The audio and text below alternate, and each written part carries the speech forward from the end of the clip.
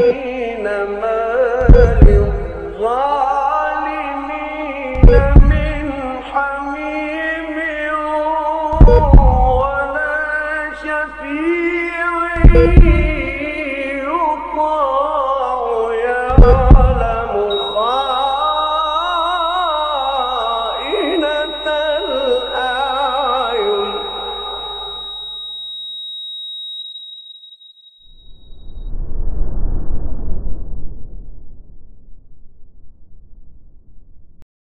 Ya. Itu ibu-ibu lagi ngapain, Bu? Dan juga di sini walahu syartul khuruji ila ma yalzamuhu minhunna wa min kulli qurbatin lam tata'ayyan aw ma lahu minhu bud wa laysa biqurbah ka'asha'in wa mabitin bi manzilihi. Oke, maknanya adalah seseorang ketika dia mau i'tikaf, dia bernazar untuk i'tikaf, saya bernazar saya akan i'tikaf, bernazar kepada Allah. Namun dia membuat syarat, saya akan i'tikaf 10 hari terakhir namun dengan syarat makan malam di rumah. Boleh? Boleh. Iya. Dia bernazar gitu. Saya bernazar 10 hari terakhir, semua hari terakhir saya bakal i'tikaf di Al-Ikhlas, namun kalau makan malam saya akan pulang ke rumah. Mengucapkan nazar itu. Maka ketika di malam-malam 10 terakhir itu, setelah tarawih dia boleh pulang ke rumah sebentar untuk makan dan kemudian balik lagi. Itu boleh sah. Hal-hal seperti ini kan mungkin kita belum pernah tahu hukum seperti ini. Begitu juga kalau antum i'tikaf sunnah, bukan nazar, bukan wajib. Saya berjanji pada diri sendiri, bukan pada Allah, yaitu merasa berazam saya bakal nanti niatin 10 hari terakhir, pokoknya setiap malam selalu di Masjid Al-Ikhlas i'tikaf. Taib. Tapi kalau misalnya makan malam atau sahur saya balik ke rumah, ya boleh. Boleh. Kok kenapa antum nggak sahur sekalian Pak di Al-Ikhlas? Lauknya nggak enak gitu misalnya. Lah emang level antum lauknya apa? Kebuli, daging unta, ya. Iya. Subhanallah.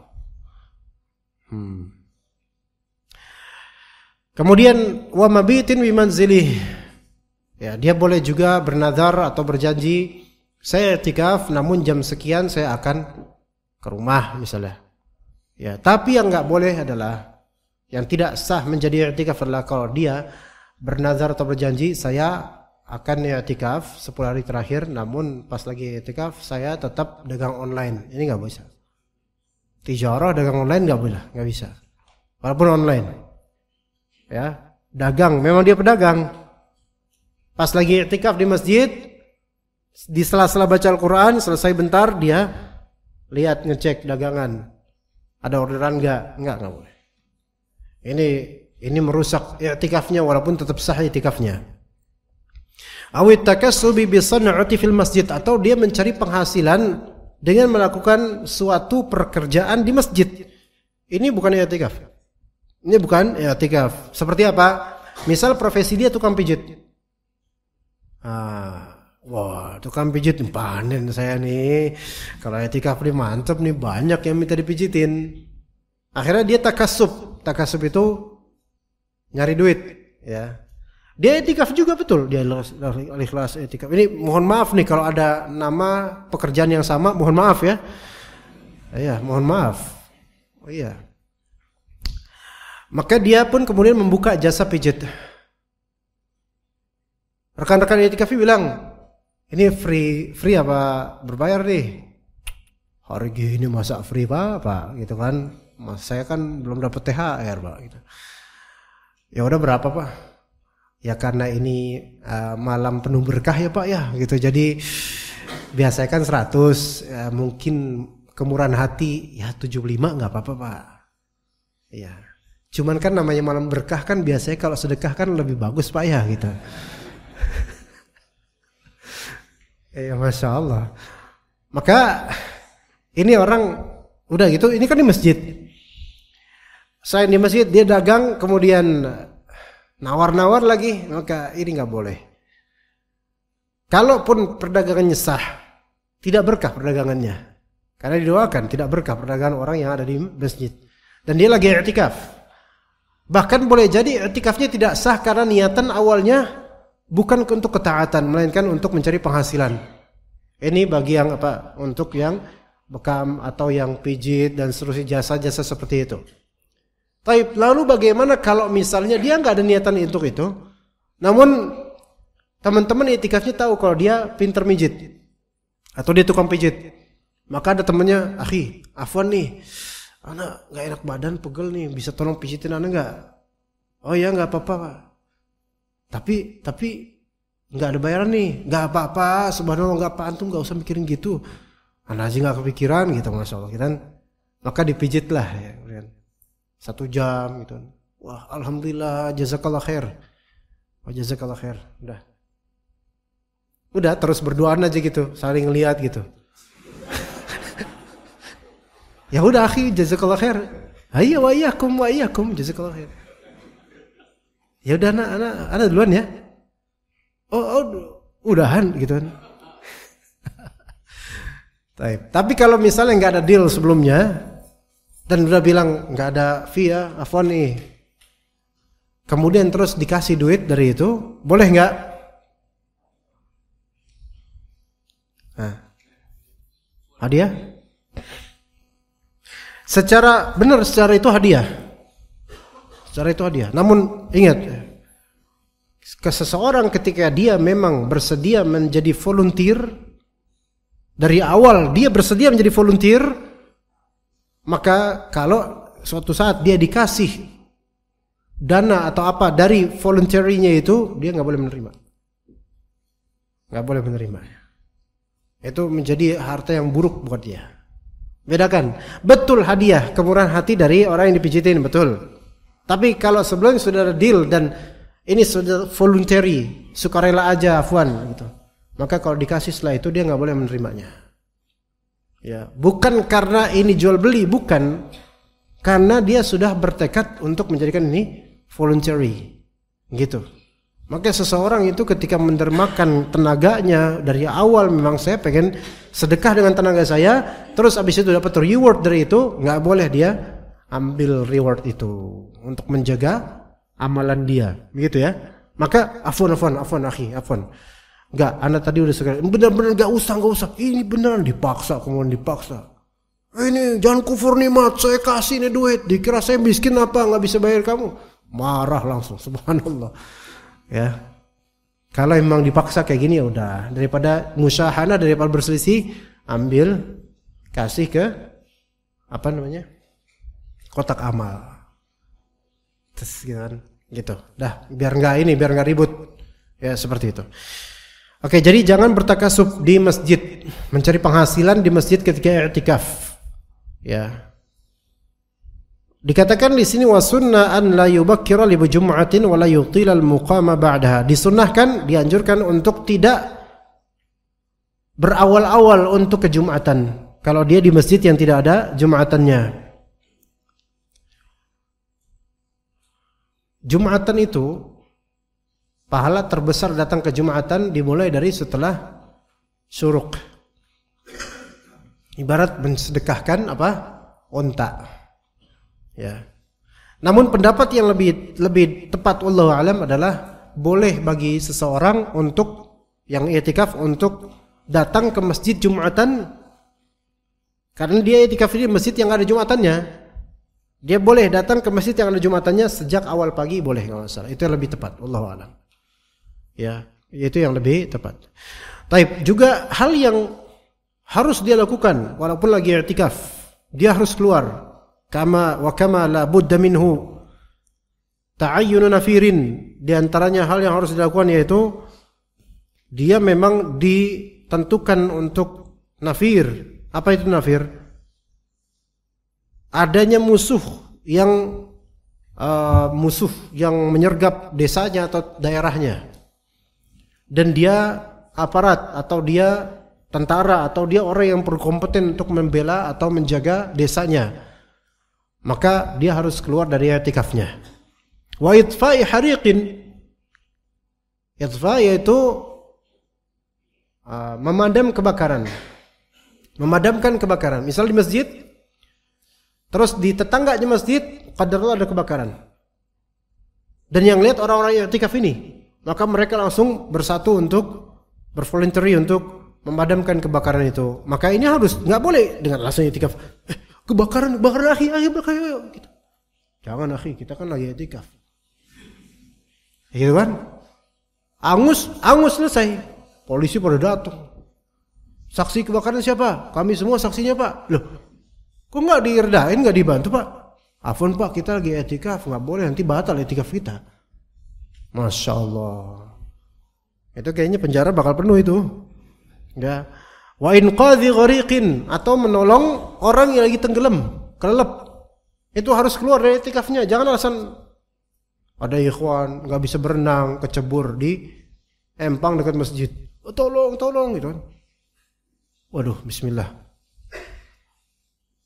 Kalau minta tolong sama Allah, jangan sama anak lagi i'tikaf. Maka yang seperti ini kan dia harus melakukannya. Kalau dia nggak melakukan, madaratnya lebih besar. Harus menyelamatkan jiwa orang, nyawa orang. Di fikih lain juga, di masalah puasa juga, seseorang ketika dia harus menolong orang yang tenggelam, dan mau nggak mau dia harus minum air, dia boleh minum air. Dia boleh minum air dan tidak batal puasanya. Dia harus minum air, maksudnya ketika berenang minum air gitu. Jadi hal-hal yang darurat itu nggak masalah ya, untuk menjadi alasan untuk melanggar atau keluar dari ibadah. Wa maradun syadid, dan juga sakit yang sangat keras, sakit keras, maka dia boleh keluar dari masjid. Sakit sekali, dan dia harus keluar dari masjid, harus ke rumah diberikan treatment. Nah, dia boleh kemudian setelah sakitnya mereda kembali ke masjid untuk lanjutin i'tikaf. Wa khaufun min fitnatin ala nafsihi aw hurmatihi aw malihi, atau ada kekhawatiran fitnah untuk dirinya, kehormatannya atau hartanya. Misalnya dia keluar dari masjid karena di masjid itu ada beberapa orang yang memberikan desas-desus yang sangat buruk tentang dirinya, maka menjadi bahan perbincangan satu masjid. Maka dia terfitnah dan dia nggak tenang i'tikaf di situ, maka dia boleh keluar dan mencari masjid lain. Atau fitnah dari segi harta, lagi baca Al-Quran, tiba-tiba ditelepon sama istri. Assalamualaikum. Waalaikumsalam. Sayang, kata istrinya, kenapa bisik-bisik? Gak bisa, harus bisik-bisik. Kenapa? Ada yang masuk ke teras gitu. Orang. Kamu lihat? Iya, tadi ngeliat. Tolong sayang pulang, takutnya maling atau apa. Maka dia harus pulang. Takutnya terjadi fitnah di keluarga, di hartanya. Boleh dia pulang, iya. Pas dia pulang ditanya sama DKM sama teman-teman, ngapain mau pulang? Kayaknya ada maling di situ mau ngerampok rumah. Ada dunia. DKM, dunia itu udah i'tikaf, cari ridha Allah. Allah yang jaga. Kalau kita menjaga agama Allah, Allah jaga agama kita. Ya, itu gimana tuh? Punya teman kayak gitu tuh, ya. Ya, maka boleh kita ke rumah karena hal seperti ini. Atau hal lain, kehormatannya atau fitnah keluarganya atau terjadi di keluarganya, hal yang ya mengerikan. Kita nggak perlu contohkan ya, mengerikan hal-hal yang fitnah, maka boleh untuk keluar sebentar untuk memfiskan problem itu. Wa hajatun li fasdin aw hijamatin wa iddatu wafatin, atau karena ada hajat, karena pengen fasdu atau bekam, karena butuh, maka boleh dia keluar, tapi di keluar masjid. Atau iddatu wafat, menjalani masa iddah karena suami wafat. Misal ada ummahat lagi i'tikaf, kemudian qaddarallah dapat kabar suaminya wafat di medan dinas. Maka perempuan yang wafat suaminya, dia harus menjalani masa iddah di rumah. Hanya di rumah suaminya. Nggak boleh dia keluar dari rumah kecuali darurat. Yang tanya lagi i'tikaf mendengar kabar tersebut, maka dia harus pulang ke rumah untuk menjalani masa iddah karena wafatnya suami. Ya begitu jemaah sekalian. Ya, masih banyak sebenarnya fikih seperti ini, namun untuk materi kita cukup sampai sini insyaallah. Apa ada soalan yang berkaitan dengan i'tikaf, ikhwan? Atau antum mau langsung mengamalkan? Jadi nanti teman-teman yang mungkin ada di antara antum yang hanya sampai jam berapa i'tikaf, kemudian pulang ke rumah, mungkin karena hajat pengen ngambil makanan, maka sebenarnya itu bukan hal yang terlarang selama bukan i'tikaf wajib. Ya. Rata-rata kan i'tikaf di sini bukan karena nazar kan, memang inisiatif aja pengen melakukan sunnah kan? Iya. Cuman pahalanya sekadar dengan pahala antum di masjid. Untuk i'tikaf dari sebelum maghrib tadi dan keluar masjid subuh nanti, habis subuh, itu masya Allah besar pahalanya. Yang parsial kayak ana, kayak antum yang baru datang jam kapan, pulang jam berapa, atau bahasa mereka i'tikaf kalongan sementara atau gimana, maka ini nggak masalah, ya. Pokoknya sebenarnya kalau kita cari Lailatul Qadar, paling puncaknya pahala yang didapat itu lagi dalam kondisi beribadah dan i'tikaf di masjid rumah Allah. Apalagi kalau di Masjidil Haram, masya Allah. Semoga Allah rezekikan anda dan juga antum suatu saat untuk bisa beriktikaf di Masjid Nabawi dan Masjidil Haram. Amin. Nah, kalau misalnya nih 25 nih, antum iktikaf sekarang, mendulang pahala di sini insyaallah, baca Al-Qur'an, kajian, zikir. Nanti jam 1 mungkin pulang ke rumah untuk melanjutkan zikir atau Al-Qur'an, baca Al-Qur'an, itu juga bukan hal yang berdosa. Tetap berpahala dan tetap mendapatkan keutamaan Lailatul Qadar. Hanya saja segmen dan pahalanya itu beda antara yang di masjid dengan yang di rumah. Tinggal pilihan aja, pilihan. Yang mana yang antum lebih ikhlas, maka itu yang lebih afdal, namun yang paling afdal adalah di masjid. Ya, begitu. Ya, mudah-mudahan Allah taala menerima amal-amalan kita dan menjadikan kita istiqamah dan tetap ikhlas dalam beramal, tidak mengharapkan yang kurang dari dunia. Semoga Allah Subhanahu wa taala menjadikan amalan kita ini sesuai dengan sunnah Nabi sallallahu alaihi wasallam. Barakallahu fikum jami'an.